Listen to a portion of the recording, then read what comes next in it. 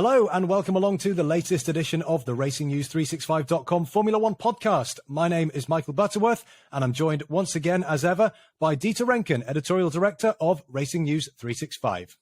Hi, Michael. Great to be here again, and welcome to all our readers and listeners and viewers, of course, if you're watching this on YouTube. Yeah, well, we've got some breaking news to react to today because in just the last hour and a half or so, we've heard that Ferrari and Mattia Binotto have parted ways. Mattia Binotto has resigned from his position as team principal at Ferrari. Now, Dieter, we talked about this on the Abu Dhabi podcast when we were talking after that race, and we wondered whether this was just the typical sort of rumours that sometimes come out of the Italian media. We don't know whether to believe them or not, but the rumours didn't go away.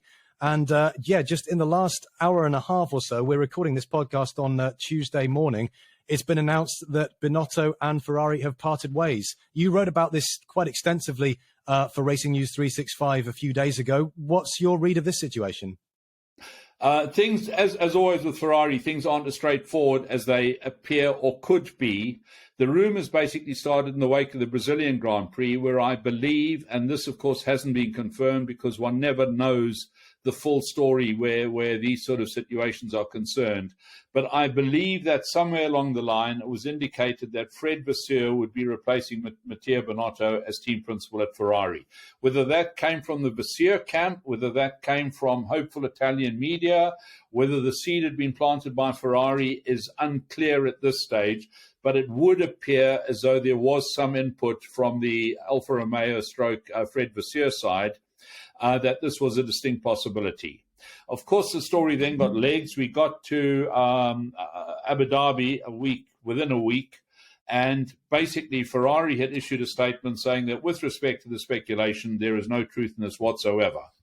Mattia Binotto took this to be an endorsement that he would be staying on, but what he decided to do was, having got the Abu Dhabi Grand Prix finale out of the way, having secured second in both championships, the drivers with Charles Leclerc and the obviously second in the Constructors' Championship for Ferrari, he thought, well, now I'll go and talk to my bosses and say, please, can you issue some form of comment, statement, confidence in me, whatever.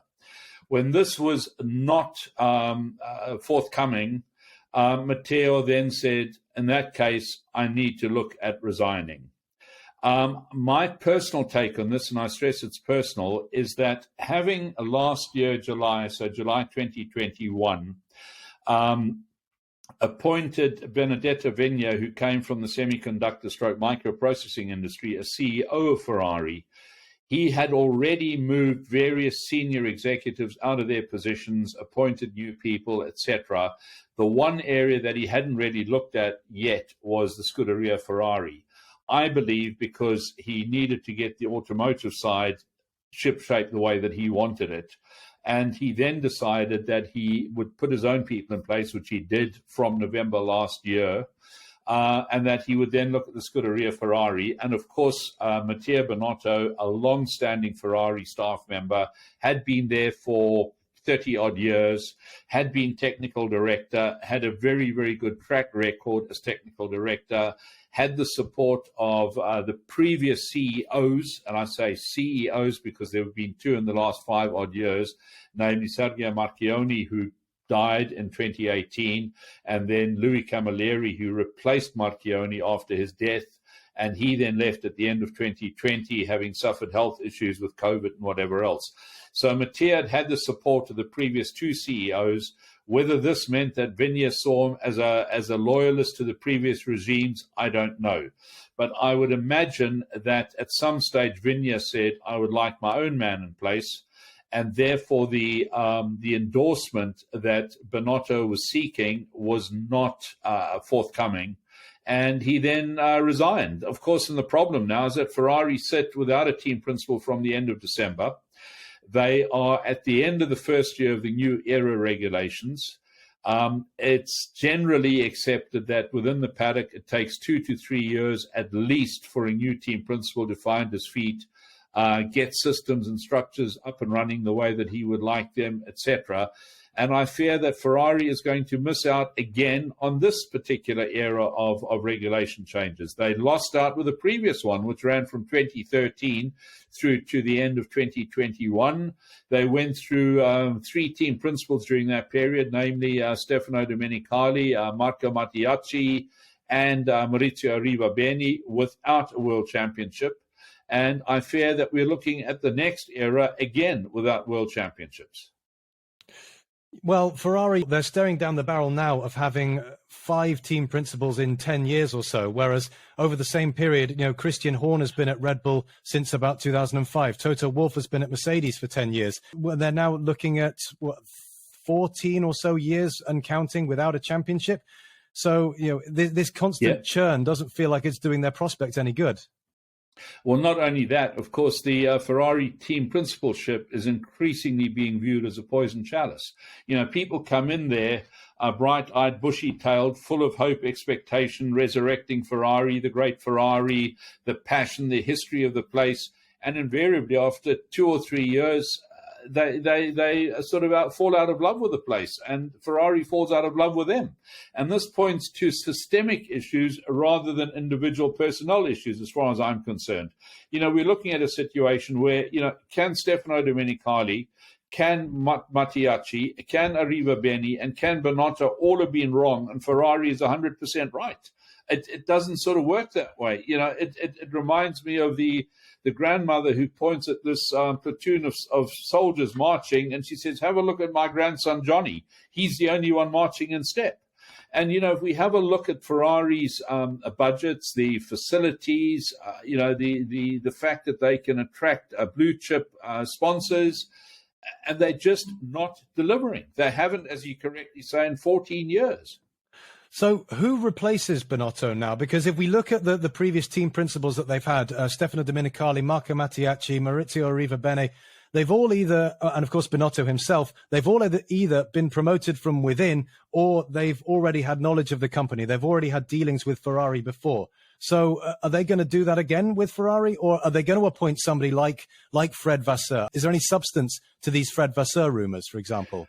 Well, basically, Michael, we're looking at a situation which says unknown at this stage, TBC, watch the space. But fundamentally, if we have a look at the history of Ferrari, we should not forget that between 1979 and effectively 2000, they hadn't actually won a championship. They won the Constructors' Championship in 99, but drivers-wise, 2000 and Michael Schumacher. So we're talking 21 years. And basically, to do that, they had to go outside. They found Jean Todt. Jean Todt totally and absolutely revamped the place. He basically turned around and said that, I'm going to take the best there is and there are available, regardless of nationality, etc. So he had a South African, Rory Byrne, as chief designer. He had Ross Brawn, an Englishman, as technical director. He brought Samo Gotto in as engine director. There were all sorts of nationalities working there for the great good of Ferrari. What we've had subsequently is a sort of Italianization of the team, the Scuderia. And whilst I have nothing against the Italians, I think there's some very, very fine engineers, some superb managers, etc. It stands to reason that the smaller the pond you're fishing in, the fewer fish you're able to catch. And I think that what Ferrari have to do now is look right outside of Italy and turn around and say, okay, we want to be the world's best.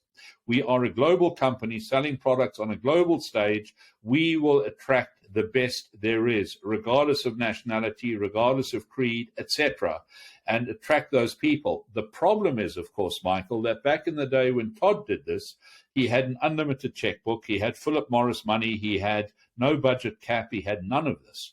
They now have to go out there and persuade people to join them, the best there are, and everyone that they appoint above the sort of salary range for that sort of job, and of course they're going to have to pay premium to attract premium people, is going to eat into the budget cap.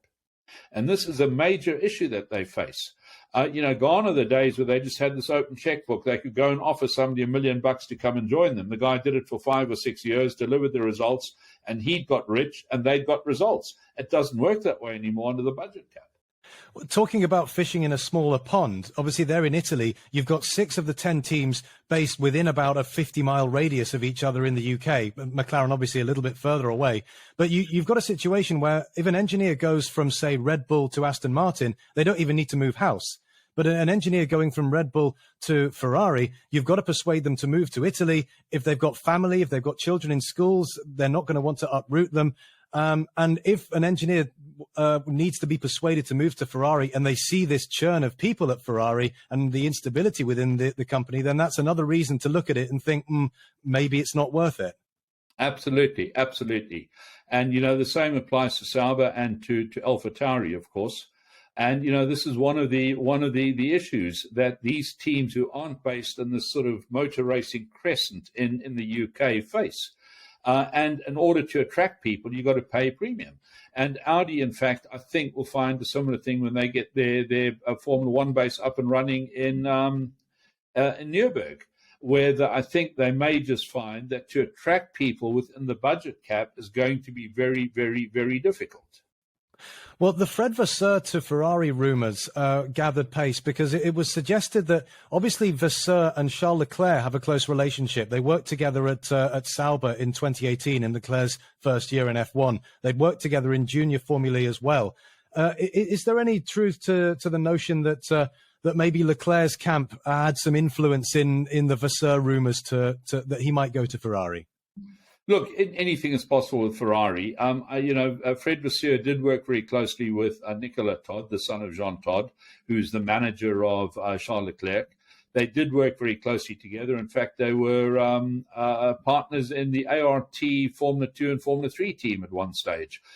So there are these connections, yes, absolutely. But I think we have to look at exactly what Ferrari need. And frankly, what Ferrari need now is somebody who is able to conduct a full root and branch overhaul of the team, somebody who's got experience beyond running, and I say this with all due respect to Fred, beyond running effectively a kit car company. When I say that, Sauber get their power units, their hydraulics, their transmissions, etc., from Ferrari, and then they assemble these into parts which they have produced in-house, yes, but a lot of them are also outsourced according to the FIA regulations.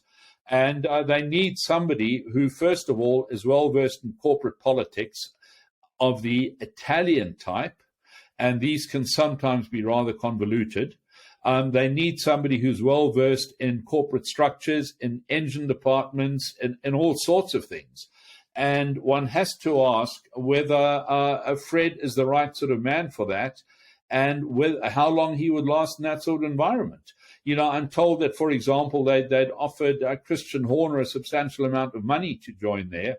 I'm told that he turned this down. There must be a reason for that. Here's a man who has led Red Bull to multiple championships, 4 back at the turn of the decade, and then another 2 recently, when I say 2 plus a Constructors' Championship this year. So in total, he's led Red Bull to 11 championships in the last 14-odd years. And if it is true that they've offered him this, if it is true they've offered him the substantial amount of money, if it is true that he turned them down, there has to be a reason for it. Well, Christian Horner, of course, is another man with a young family who's been based in the same place for a long time, and presumably that's had an impact on his decision as well. And I dare say, after the success he's had at Red Bull, he's not being badly paid there either. Absolutely not. And ultimately, he's got all the systems and structures in place. They've got their farm. The guy's got a sweet life there. He's delivering, of course he is, but he has a sweet life there. So we then have a look at others, and we say, well, what about Andreas Seidel? Could he be enticed to leave there from McLaren? Again, I doubt it very much.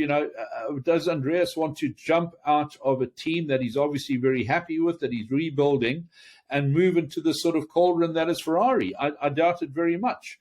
And, it doesn't matter where we look at the list of team principals, who could take that role, and above all, who could remain in that role and transform Ferrari. And that is a very, very, very big ask. And that's why I say there's a systemic issue and not a human resource issue. Well, what do you think Mattia Binotto does now? Because he was a Ferrari man. He'd been there his whole career. He's a very, very respected technical guy. I'm sure he's not going to be short of a few offers now. Absolutely not. Before I wrote this piece, obviously I spoke to a lot of Ferrari people, and they all gave me insights about working with and for Mattia, and they were all very, very complimentary about him, particularly his management skills and his technical skills. And, I did sort of say to one of them, well, he'll get a good payoff. Do you think he'll resign? And he said, forget it. He's a big, big racer. He'll be around. And I said, what sort of capacity? He said, well, if you think about it, he's probably one of the best engine people there is. Mercedes may just want him. Red Bull are starting off a powertrain operation. They may just want him. Audi are starting off a powertrain operation. They may just want him. And, who knows? He could end up back at Audi, or not back at Audi, but at Audi as team principal of the whole shooting match. Who knows? They do need somebody senior, somebody with superb technical skills. And let's not forget that the name Audi is, in fact, based on the Latin two here. And there are very, very strong connections between Audi and Italy. For example, they own Lamborghini. They own Ducati. So, who knows? He could end up at Audi. Well, there we are. The news is out. Mattia Binotto and Ferrari have parted ways, and it'll be certainly very interesting to see where Ferrari go from here, who they get to replace him, and indeed where Mattia Binotto goes next. But Dieter, thank you very much as usual for your insights, and we'll be hearing from you again next week when we do our Racing News 365 review of the 2022 Formula One season. Absolutely, Michael. One last word from me. I think that all the competitor team bosses, i.e. Toto Wolff, Christian Horner, etc., are just loving what's gone on here, because they did see Mattia as a massive, massive threat to their performance, because he was a very capable technical director and also team principal.